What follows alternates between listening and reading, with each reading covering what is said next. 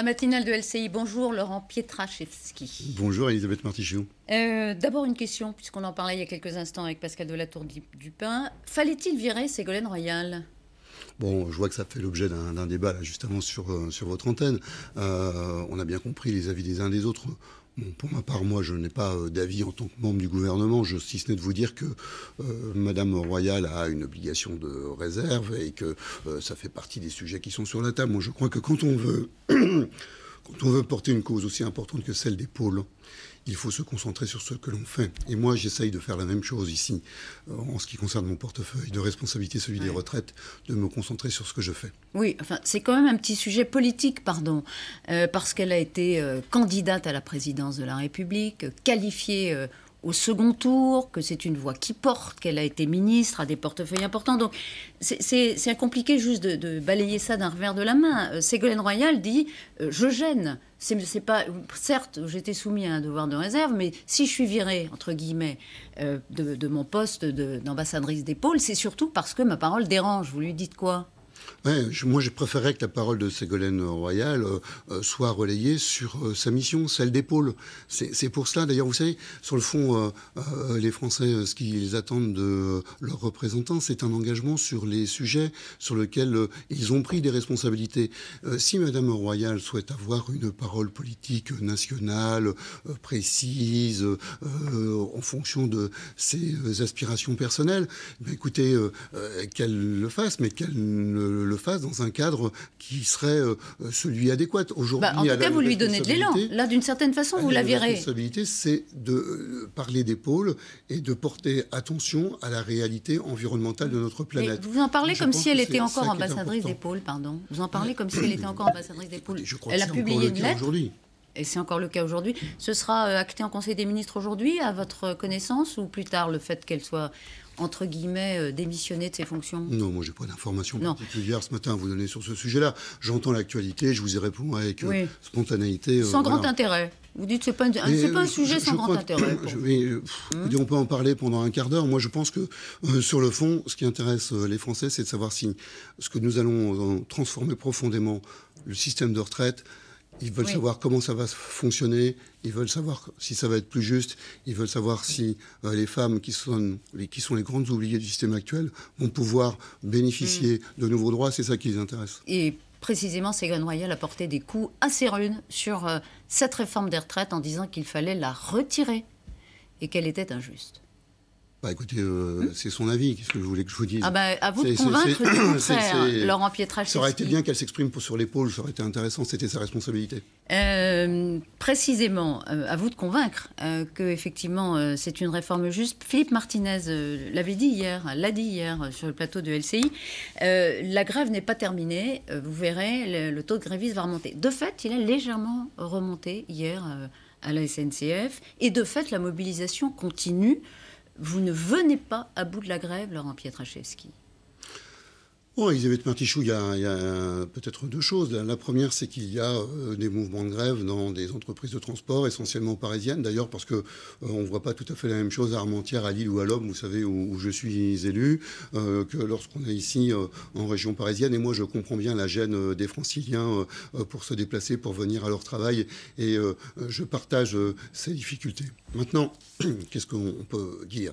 Il y a des propositions qui ont été faites par les directions des deux entreprises, RATP et SNCF, des propositions sérieuses qui ont été faites pour les collaborateurs de ces deux entreprises, en lien avec le secrétaire d'État, mon collègue Jean-Baptiste Djebbari. Ces propositions, elles sont sur la table, elles préservent les droits acquis, parce que, oui, nous allons mettre fin aux régimes spéciaux. Il n'y a pas d'ambiguïté, c'était notre engagement politique. Nous mettrons fin aux régimes spéciaux, mais nous voulons le faire dans le respect des contrats moraux qui ont pu être passés entre ceux qui ont choisi d'aller travailler à la RATP ou à la SNCF et leur entreprise. Nous le faisons sereinement. Qu'est-ce qui se passe à la RATP, Laurent Pietraszewski ? Qu'est-ce qui se passe à la RATP précisément ? On voit bien que si le trafic s'améliore d'ailleurs de façon sensible à la SNCF, à la RATP, ça coince. Qu'est-ce qui coince ? Et je crois que le dialogue social est propre à chaque entreprise. Chaque entreprise, vous savez... Qu'est-ce qui coince à la RATP plus qu'à la SNCF? Je pense qu'il faudrait peut-être poser la question plus tôt aux personnes qui sont en charge, en responsabilité à la RATP. La direction de la RATP? Je crois que le sujet, c'est aussi un sujet de communication. J'entendais d'ailleurs Laurent Escure récemment sur le sujet. De l'UNSA. Voilà. Je pense qu'il faut se dire concrètement les choses.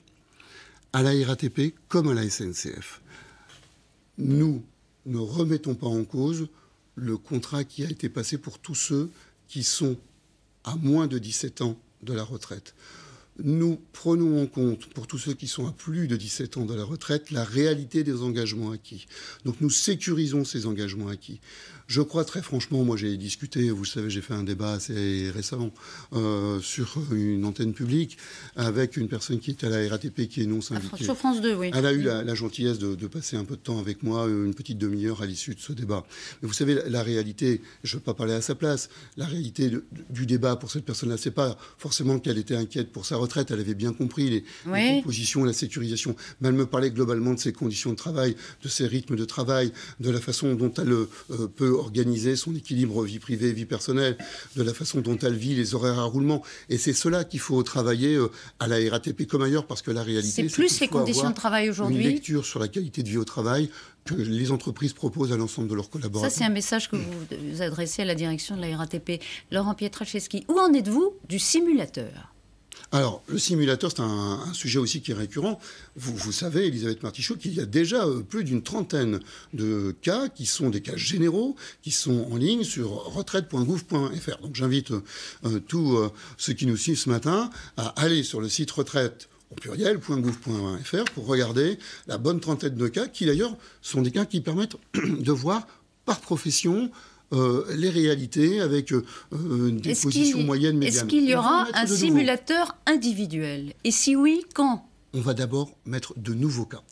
Pour la fin du mois, on va rajouter plus d'une centaine de cas. On est à presque 40, on va en rajouter plus d'une centaine. On va élargir la vision parce que les Français ont bien compris, on a eu des retours d'ailleurs sur les connexions sur ce site, les Français ont bien compris qu'il y avait l'intérêt parce qu'ils voyaient une situation qui peut être une situation générale, ils ont envie de plus de détails. Donc plus de cas, plus de situations. Attendez, fin janvier, on aura 140 profils, on essaiera même de dépasser les 150. On est en train de les fabriquer, on est en train de vérifier les éléments qu'on met en ligne, parce que ce qu'on veut faire, c'est mettre en ligne à la fois des situations qui parlent aux Français et des situations qui sont bien sûr vérifiées exactes. Vous savez, la difficulté des simulateurs qui ont tourné aujourd'hui, c'est que c'était essentiellement des simulateurs un peu fantaisistes et anxiogènes.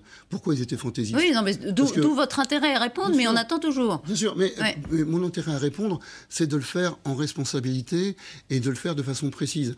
Quand je dis que je peux mettre des cas, je le fais, et je le fais de façon précise.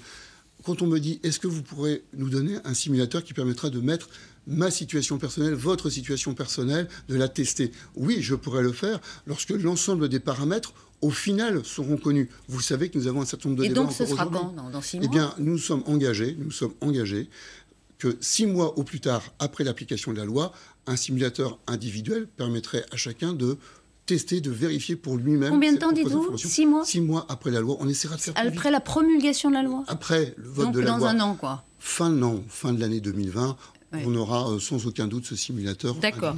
On continue sur des questions qui pourraient vous permettre, Laurent Pietraszewski, de vraiment crédibiliser votre projet. Combien coûte cette réforme des retraites? Le sujet, du coup, il est intéressant parce que nous ne faisons pas une réforme budgétaire. Nous ne sommes pas dans une réforme d'économie. Alors, évidemment, je comprends votre question, on va y venir. Qu'est-ce qu'on a posé? Qu'est-ce que Jean-Paul Delevoye avait posé? Qu'est-ce que le gouvernement a repris?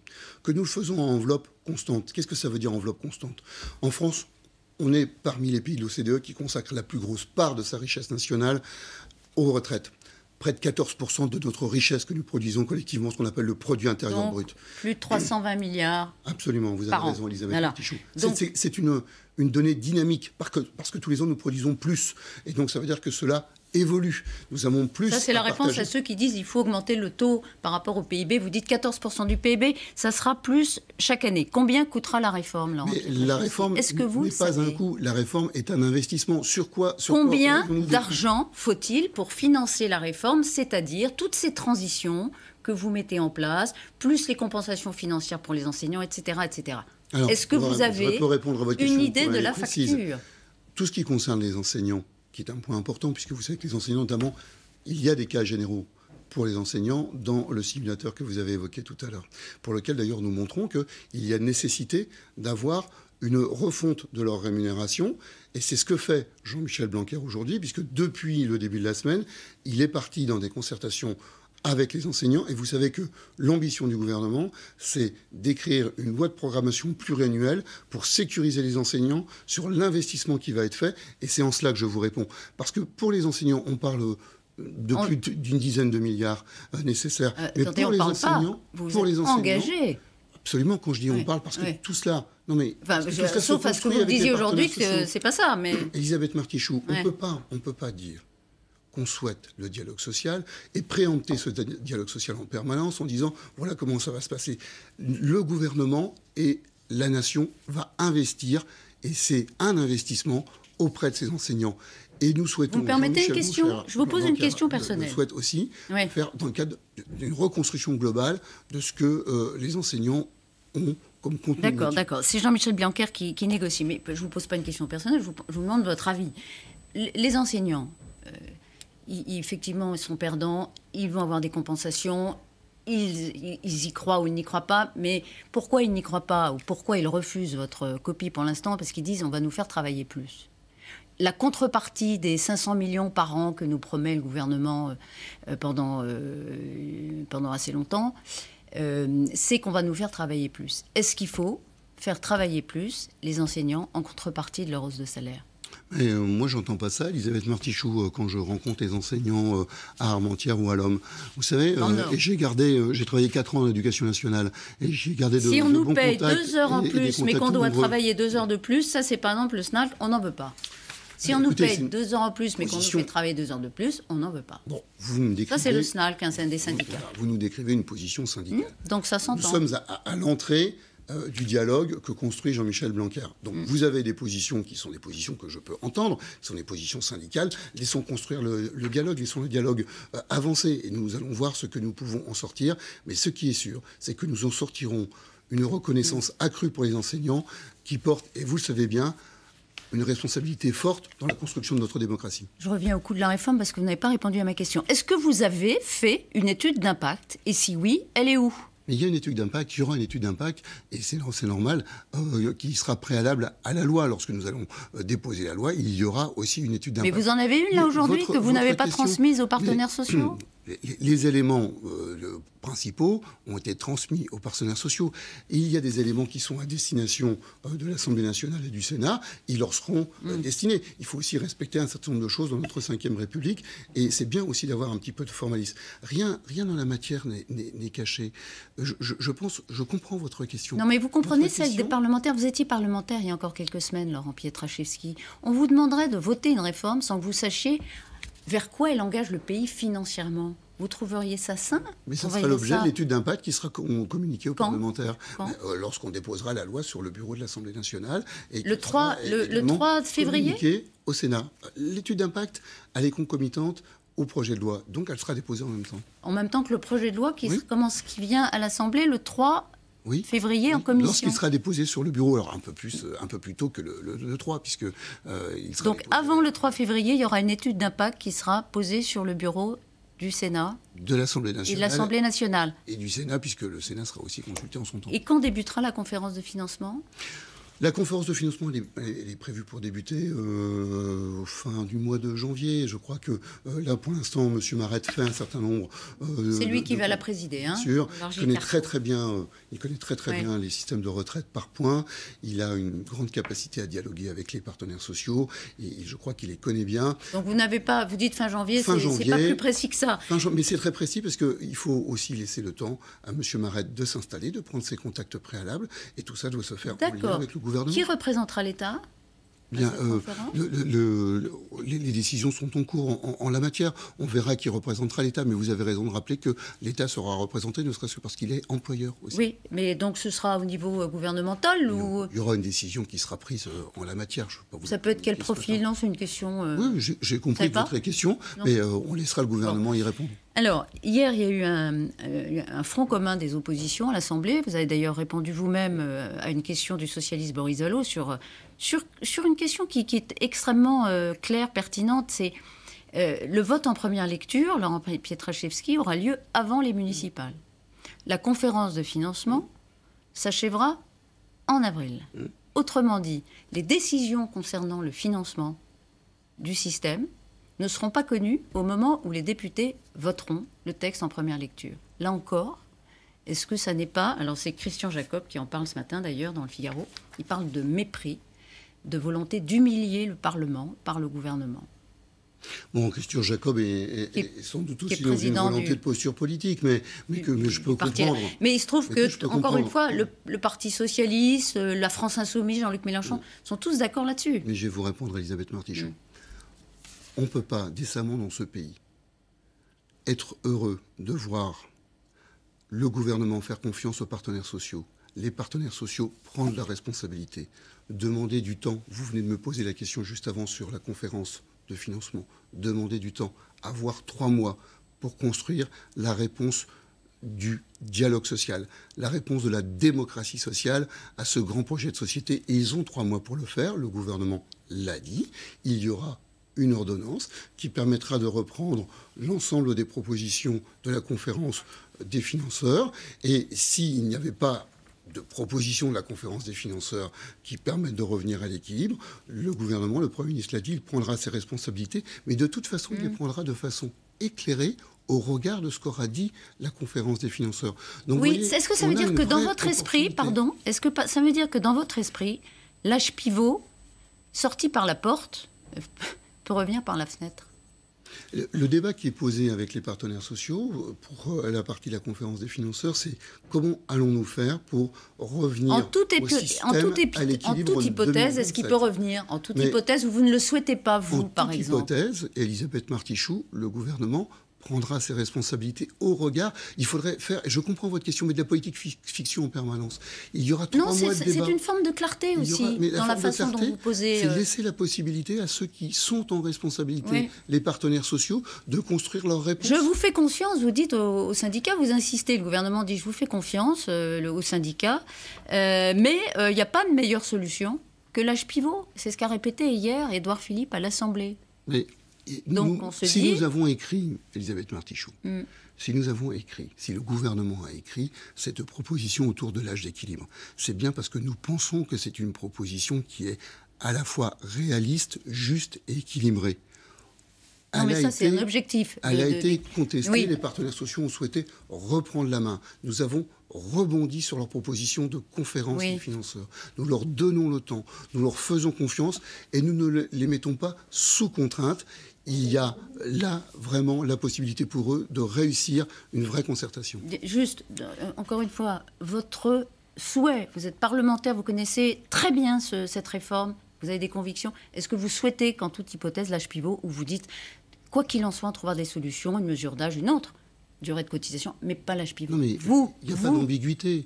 L'âge d'équilibre, il fonctionnera dans le système lorsqu'il tournera à plein dans le système universel. C'est d'ailleurs dans le projet de loi. Vous ne répondez pas à ma question. La question, si j'y réponds. La question, moi je pense que l'âge d'équilibre était une bonne proposition. Je comprends que les partenaires sociaux aient envie de proposer une autre solution. Eh bien, je leur laisse le temps de proposer cette autre solution et je ne les mets pas sous contrainte de ma propre vision, mais qu'ils connaissent. Vous ne répondez pas à ma question. Laurent Pietraszewski, vous êtes au gouvernement depuis un peu moins d'un mois maintenant, je crois. Qu'est-ce que vous ferez quand cette réforme, un jour cette réforme, elle sera votée, elle entrera en vigueur. Vous resterez au gouvernement chargé des retraites ou ça s'arrêtera quand la réforme sera votée? Moi, je suis à la disposition du président de la République et du Premier ministre. Vous savez, je suis venu pour travailler sur ce projet de société. Oui.